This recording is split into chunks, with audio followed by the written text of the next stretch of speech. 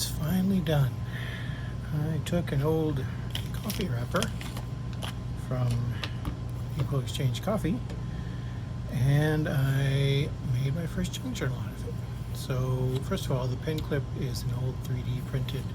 They're designed for field notes, but it basically is a little clip that you can use to put a pen in. And I think that goes along well with it. But I took the wrapper and I measured it out, and yeah, the stitching is not great. This is the first time I've used the sewing machine. Well, not the first time I used a sewing machine. The first time I used this particular sewing machine, it was a hand-me-down, so a little bit out of it. So I'm not going to say the stitching is great, but I honestly kind of like the way that it works there. And I definitely like the cover. I was able to make the cover really nice. When I make the next one, and I'm sure I will make another one, I'm definitely going to be more careful when I put in the inserts, because the insert, you'll notice, would have been really great right side up, but I sewed them in upside down. So first thing is, I originally had some very soft sort of parchment type paper like this lining the inside, and what I found was it made it too floppy. So there's a couple of pieces of watercolor paper actually from my old sketch box, and that's in the front and the back, and I just glued those in with, I'll give you an extra 3 points if you can guess what glue I used to glue them in. And these do have some pockets in here if I want to keep stuff in it.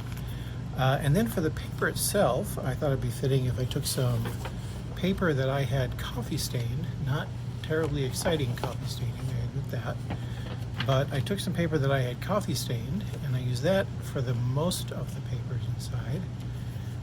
And because it's a junk journal, of course, I wanted to have some other kinds of paper, so I also have a few sheets of the stone paper from this old hard workbook, and I especially like them because you'll see they have like a golden, what is it called, golden ratio on each one. So I have those, every other one. There's a little stone paper in there. And then the little papers in there, this thing with a little dot grid on it, those come from, as you can see, I have a highly organized workspace. Those come from an old Baron Fig pocketbook that I had started using stuff in, and I just took out some pages, and in the spirit of junk journaling, I have them off-centered, so you'll get a long one, and then you'll get a narrow one, and then when you get through halfway through the book, you'll get a long one and another narrow one. And yeah, so I might go through and see if I can find some interesting stamps to put along inside here and this, but it is, I gotta say, a fully functional notebook. And yeah, if I saw this in a store, I would consider buying it, so I'm pretty excited about that.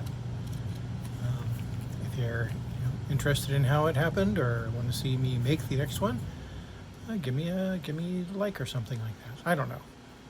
Comment. Anyway, I'm kind of happy with it. And this happens to work really well.